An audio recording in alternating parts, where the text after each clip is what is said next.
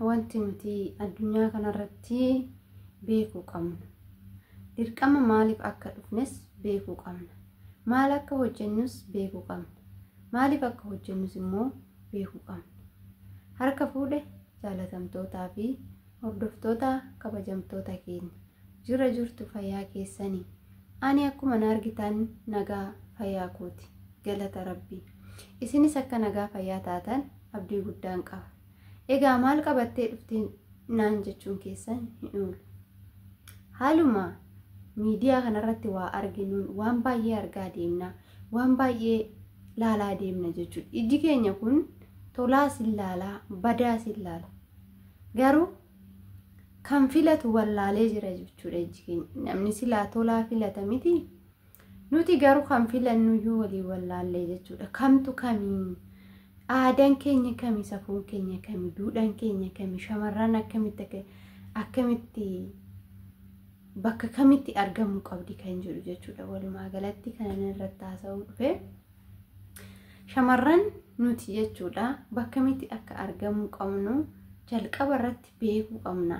Eessatti argamna? Eessatti yoon argame narraa bareeda? Maaliif jiraachuun qaba? Eenyufoo jiraachuun qaba? Buroo dhalli kiyya maal narraa barata? Ani hoo dhala kootiif maal dabarsaan jira? Amma yeroon amma keessa jiru kanatti maalan hojjechaa jira jennee of laaluun barbaachisaadha.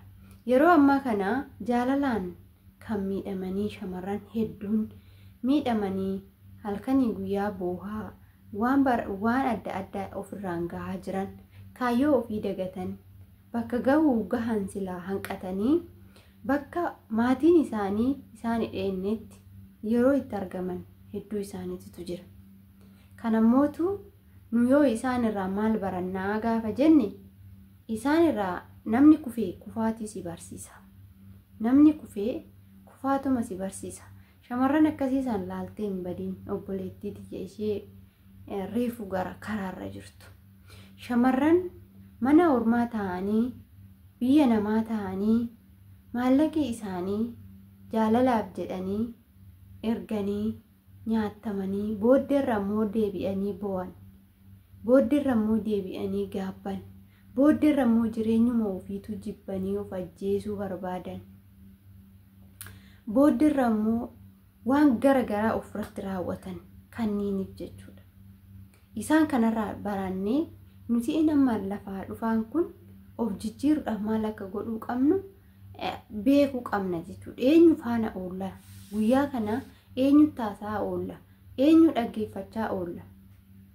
Kan jedhus adda baafachuutii qabnaa jechuudha. Egaa akkuma taampilenii argitan taampileeniin kiyya waa'ee Ayyuu fi waa'ee Sayidoo uti kan haasa'u isaan jechuudha taampileeniin koo. Garuu immoo isaan ilaalchisee nuti eessa jirraa kan jedhu jechuudha. Ani eessan jira har'a? Bakka kamiin jira? Maalan hojjechaa jira? Shamarroonni nuyi warroon Ayyuu laalaa jiru maal hubachaa jirra Ayyuurraa? Warroonni yoo Sayidoo laalaa jiru maal hubachaa jirra? Hundaa daawwachaa jirra. Maal hubanne achi keessatti? Moo akkanumaan Ayyuun akkana taate Ayyuun fuudhee Sayidoon Ayyuu akkas godhe Ayyuun akkana taate Ayyuu warri kennuu dide kanuma qofaa wanti nuti dhaggeeffan. Maal baranne? Mee isin wanna barattan tokko tokkoon koomintii jalatti naa barreessa. Piraankis ta'u wanti hojjetamu kamiyyuu nama barsiisa. Viidiyoon badaan tokkos nama barsiisa. Maal si barsiisa? Viidiyoo badaan wantuma badaa si barsiisa. Sammuu kee keessa wanti badaan akka galu taasisa. Wanti gaariinoo maal si barsiisa? Waanuma gaarii si barsiisa. Piraankiinoo fakkeenyaaf piraankiin gaafa namarratti hojjetan maal nama barsiisaa jira? Piraankii tokko gaafa hojjetanii gadiin bahanii namarratti namni sun hangam akka cimina qabu wanta nama rifachiisu wayii himu. Wanta nama gammachiisus haaluma saniin raawwatu jechuudha. Kana keessatti maal hubanne? Fakkeenyaaf Ayyuu yoo fudhadhe jalqabarraa daawwadhe jalqabarraa hin daawwachuu eegale. Guyyaa dura piraankii taatu piraankiin kuni ishiidhaaf piraankii itti fakkaanne dhugaa itti fakkaate.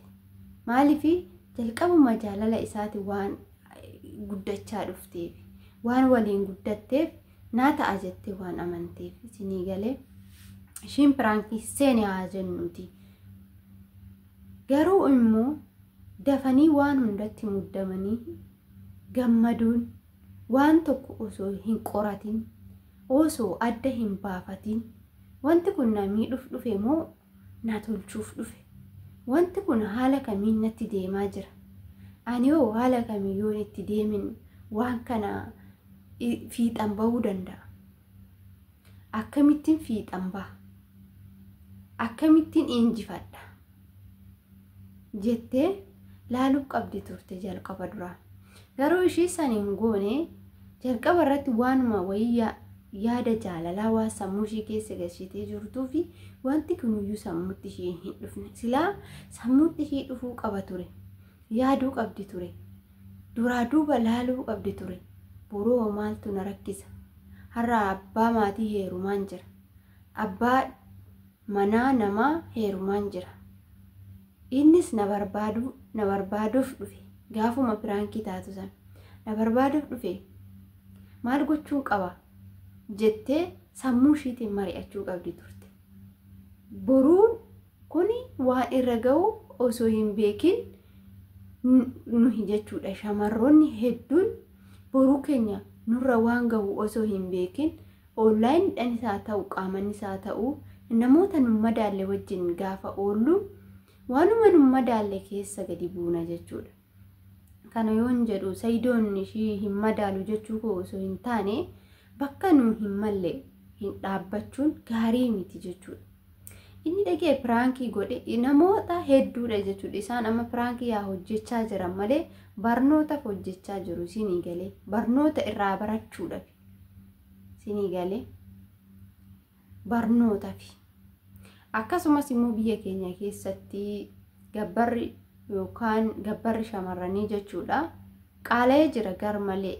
Isaanis wal qabsiisanii akka jireenyi qaala'e kanaan hiyyeessi tokko fuudhuu akka hin dandeenye waan akkasiisan mul'isu jechuudha.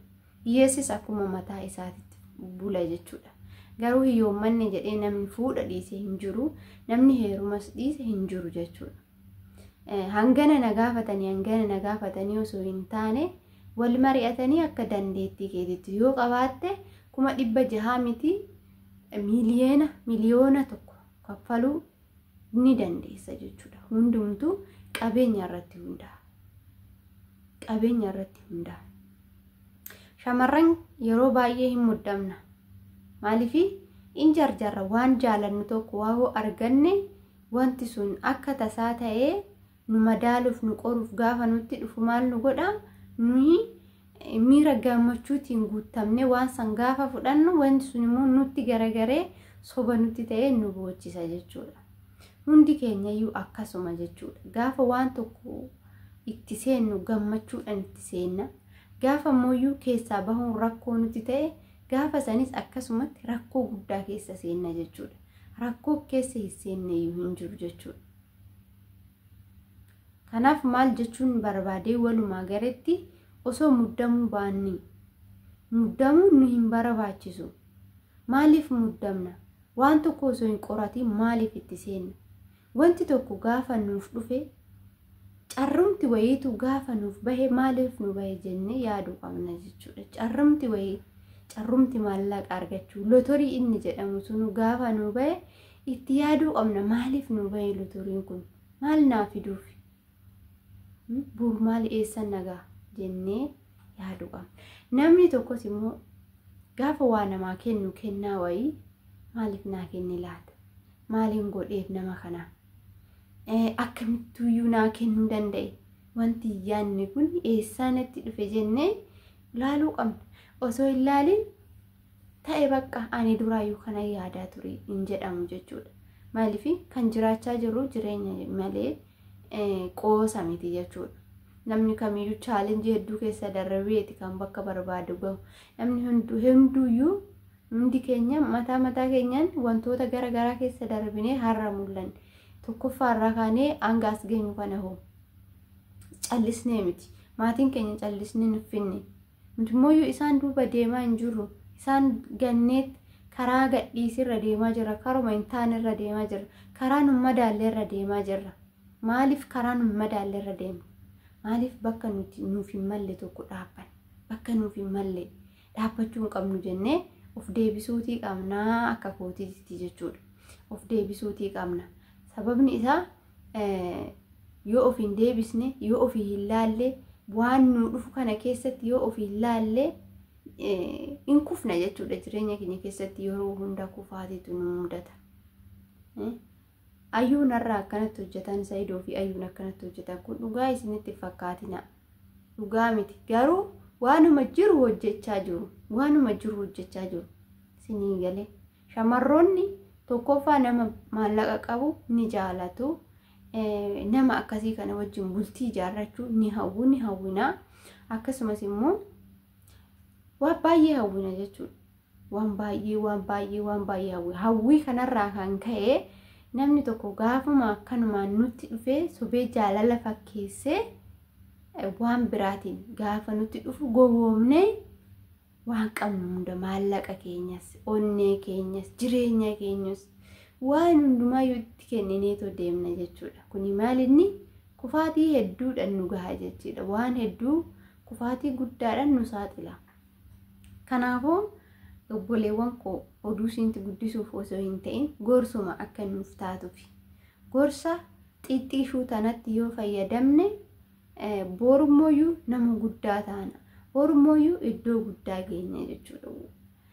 Oduma namaa jala deemurra oduma nama ebelusun fuudhee ebelusun ari'ee maal hojjeta jedhaniituma callisneetuma jala fiiguu osoo hin taane namni waan hojjeturraa barachuu qabna. Isinii galee barnoota hojjechaa jiru nuti immoo keessatti of laaluu qabna. Eessa jirra? Ani bakka ayyuu sanin jira moo bakka ayyuu sanirraa fagaadheen jira? Fakkeenyaaf haadha manaa Saayidoo gaafa fudhanne dhugaa baay'een dinqisiifadha jechuudha. Haadha manaa Saayidoo Sumayyaa jechuudha. Ishiin hoo bakka ishii bu'ee hoo akkam oduun ani bakka ishii bu'ee maaliin godha akkamiin ta'a? Ishii keessattis of laali. Gamana deebi ayyuu keessattis of laali. Dhiirri soo jiraatte keessatti of laali Saayidoo keessatti jechuudha. Bakka kamittuu of laalta jechuudha. Of argita. Namni waan hojjeturraa of argita. Namni waan haasa'urraa illee of argita. Keessatti of laali haasaa namaasa. Osoo dhaggeeffattu barumsa wayitis gaafa barattu keessatti of dhaggeeffadhu. Barumsi wayii gaafa baratamu, barumsi waa'ee jireenyaa gaafa baratamu, maallaqa haala kanaan qabadha, haala kanaan hin qabatina, haala kanaan miti, haala kanaan qabadha gaafa jedhanii barsiisan, haala kanaan yoo gootes jalaa badaa jedhanii gaafa dubbatan, ani edaa waan akkanan godhin na jalaa badee laata?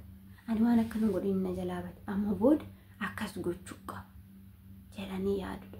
Barumsa kamiyyuu gaafa barannu keessatti of laaluu qabna. Karaa badiirraa deebi'a, karaa badiirra jirtu, karaa dhugaatti deebi'a, karaan badii kana, karaa dhugaa immoo kana.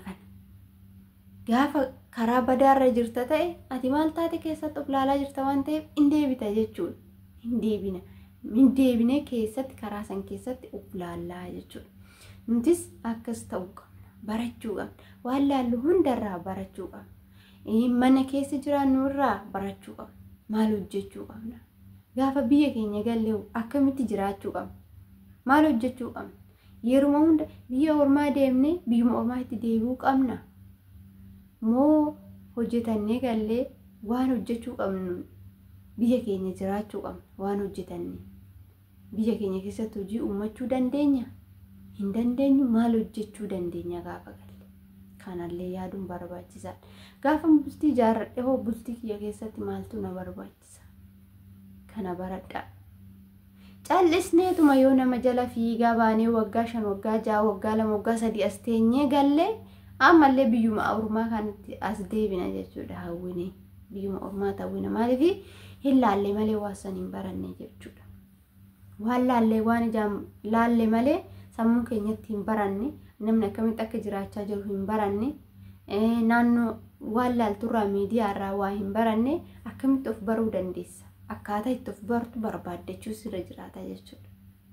Akkaataa itti of barru barbaaddachuu nurra jiraata walumaa galatti jechuudha.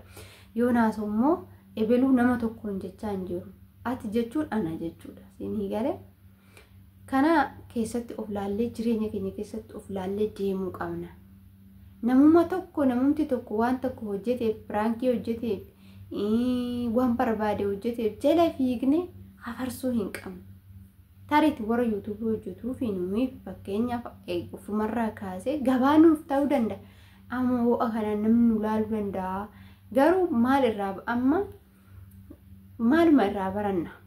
Ani fidee irraa haasa'eef waan irraa baradhu hin qabu.